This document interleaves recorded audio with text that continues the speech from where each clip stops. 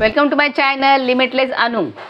अखिल Thergaon doctor Baba Saheb Ambedkar संयुक्त जयंती महोत्सव समिति द्वारा बुद्ध जयंती का यह कार्यक्रम है।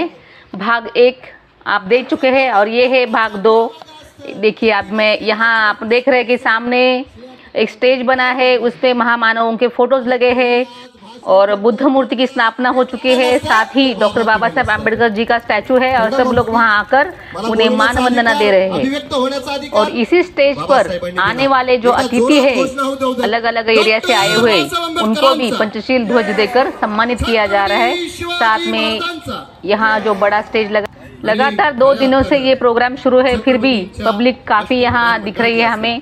और आज यहाँ आने वाले हैं लोकशाहीर अन्नाभाऊ साठे, इनके वंशज जिनका नाम है सचिन जी साठे। अभी उनका आगमन यहाँ होने वाला है और हम लोग आज उन्हें ही सुनने वाले हैं। छत्रपती शिवाजी महाराज आणि बाबासाहेबांची काय नाळ होती, दोघांच्या आजोबांचं नाव मालोजी होतं, हे लक्षात घ्या। बघा हा योगायोग नाहीये, विचारांचं देण आहे आणि दोघांनी क्रांती केली। महाड आणि रायगड म्हणजे कोकणामध्ये केलेले जोरात त्यांच्या गजरात। इस कार्यक्रम का हेतु ही है समाज प्रबोधन और उसी के साथ यहाँ ब्लड डोनेट कैंप भी लगा है और वो काफी सक्सेसफुल रहा है। या महोत्सवामध्ये खऱ्या अर्थानं जे कार्यकर्ते आणि पदाधिकारी आहेत त्यांचं कौतुक करावं तेवढं कमी आहे, कारण त्यांनी विचारधाराच असे मांडले की संयुक्त जयंती सादर करत असताना आपण छत्रपती शिवराय फुले शाहू आंबेडकर यांच्या विचारधारेला अनुसरून आपण जयंती सादर केली पाहिजे। त्या दृष्टीनं आम्ही प्रयत्न करतोय की भारताच्या जडणघडणीमध्ये ज्या ज्या महापुरुषांचं योगदान आहे, अशा महापुरुषांच्या वंशजांना आपण या ठिकाणी विचार मंचावरती आणून वैचारिक देवाणघेवाण घडवावी या उद्देशाने सचिन जी साठे का आगमन हो चुका है। अभी वो विचार मंच पर आ रहे हैं। या ठिकाणी यायचंय सर, बराच वेळ झालं आपलं मार्गदर्शन ऐकण्यासाठी या ठिकाणी सर्व आबाल वृद्ध उपस्थित आहेत आणि खऱ्या अर्थानं आपण प्रकाशा पण आता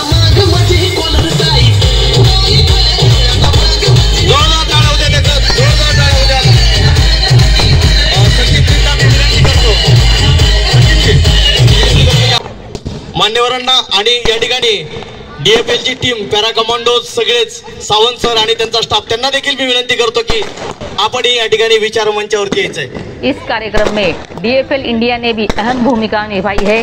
इन्होंने तो 4 चांद लगा दिए इस प्रोग्राम में। या ठिकाणी मी सांगू इच्छितो की गेली 3 दिवसापासून चालू असलेला बौद्ध पौर्णिमेनिमित्त हा महोत्सव छत्रपती शिवराय फुले शाहू आंबेडकर आणि अण्णाभाऊ साठे यांच्या विचारधारेला अनुसरून आपण हा साजरा करत आहोत।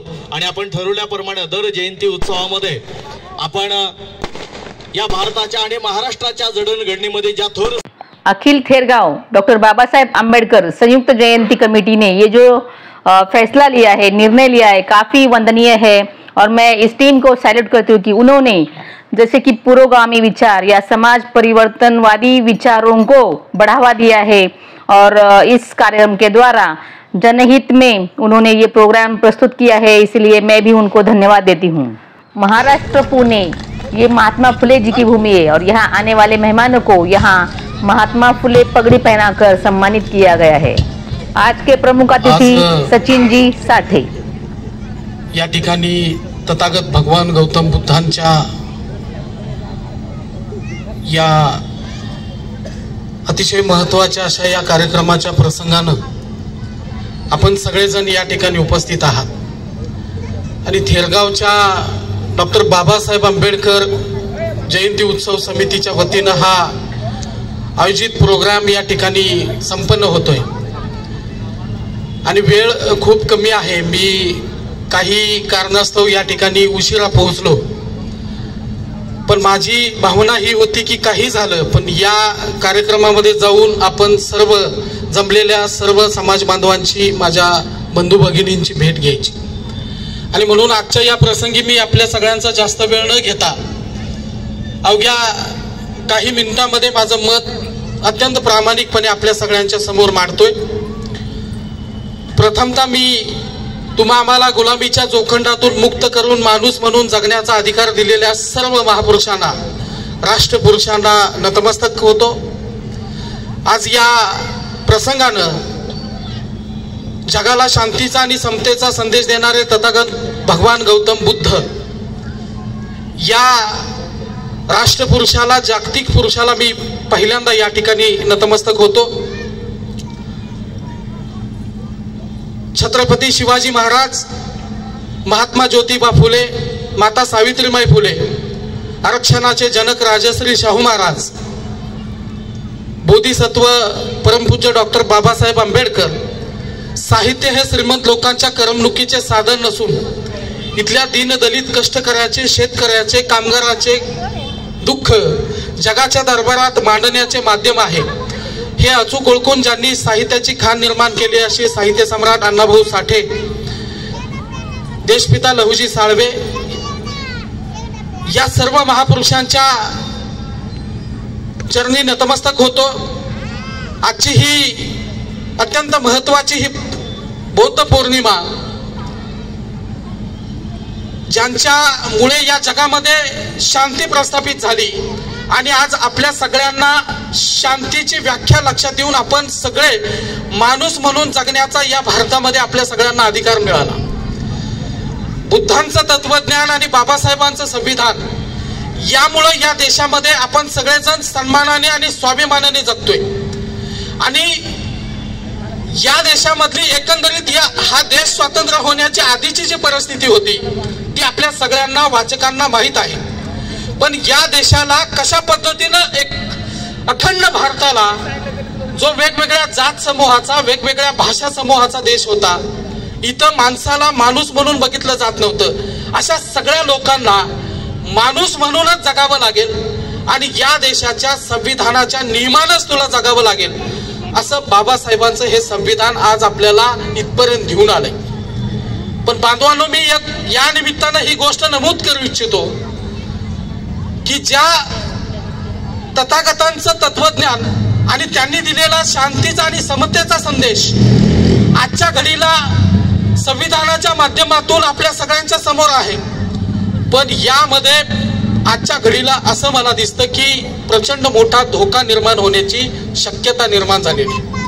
आणि म्हणून आपल्या सगळ्यांना संघटित होणं आणि संघटित होऊन लढणं फार गरजेचं आहे. आणि जोपर्यंत आपण लढत नाही, जोपर्यंत आपण संघटित होत नाही, तोपर्यंत बांधवांनो या देशामध्ये आपल्याला पुन्हा एकदा तोच धोका निर्माण होण्याची शक्यता आहे. मी राज्यभर फिरत असतो, राज्यामध्ये ठिकठिकाणी जात असतो. अनेक महापुरुषांच्या जयंतीच्या, व्याख्यानाच्या, आंदोलनाच्या माध्यमातून मी त्या ठिकाणी बघत असतो आपल्यामध्ये हळूहळू फूट पडत आहे.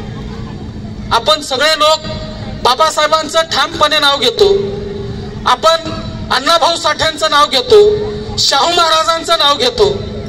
पण शाहू महाराजांनी, बाबासाहेबांनी, तथागतांनी दिलेले जे आपल्याला जे विचार आहेत, जे एकसंघटित होऊन ध्येय उद्दिष्टाच्या दिशेने घेऊन जाणारे जे विचार आहेत, त्या विचारापासून भरकटतोय की काय अशी शंका आमच्या सगळ्यांच्या मनामध्ये निर्माण होते.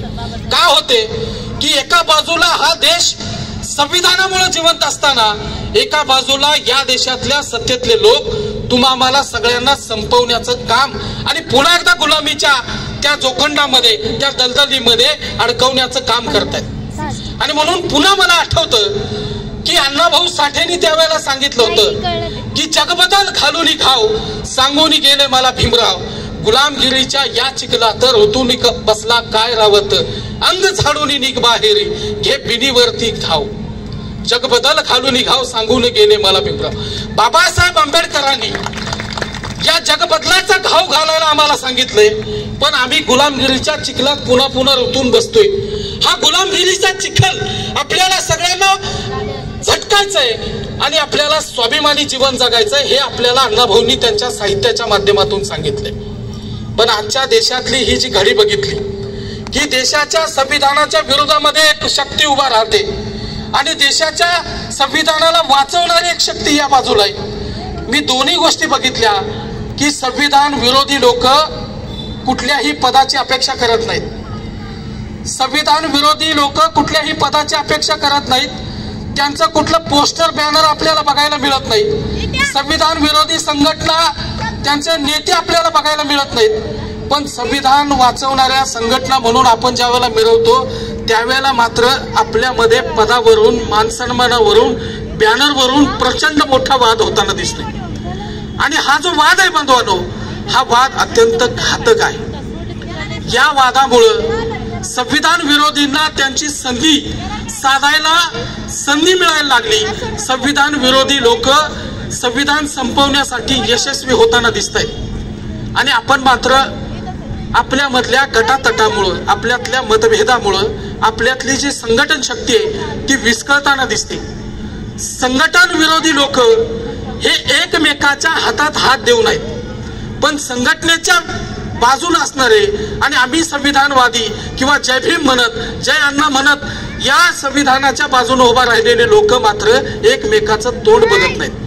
आणि हीच गोष्ट आमच्यासारख्या कार्यकर्त्यांच्या मनाला खटकते की वाटतं अरे हे सगळं चुकीचं आहे, हे संविधानाच्या विरोध आहे, संविधानाला घातक आहे. संविधान संपवणारे जे लोक आहेत यांच्यापेक्षा धोका आपल्यातल्या असंघटितपणामुळे निर्माण झालाय. संविधान संपवणाऱ्याची काय हिंमत आहे? संविधान संपवणं काय, संविधान संपवण्याची भाषा करणं सुद्धा त्यांच्यामध्ये धाडस नाही. पण त्यांनी बघितलंय की आपले हे सगळे लोक आता वेगवेगळ्या दिशेनं वाटचाल करतायत, एकमेकाच्या सोबत येत नाहीत. आणि म्हणून मी आपल्या सगळ्यांचा जास्त वेळ न घेता या ठिकाणी आज तथागतांच्या बाबतीमधलं मी तुम्हाला सगळ्यांना भाषण करायला पाहिजे, पण वास्तविक आपण इतिहास सांगत असतो. इतिहास आपल्या सगळ्यांना माहित आहे आणि इतिहास वाचणारे आपण सगळी माणसं आहेत. पण सध्याच्या परिस्थितीमध्ये काय आहे या गोष्टीवर बोलणं मला फार उचित वाटतं. आणि म्हणून मी तुमच्या सगळ्यांच्या समोर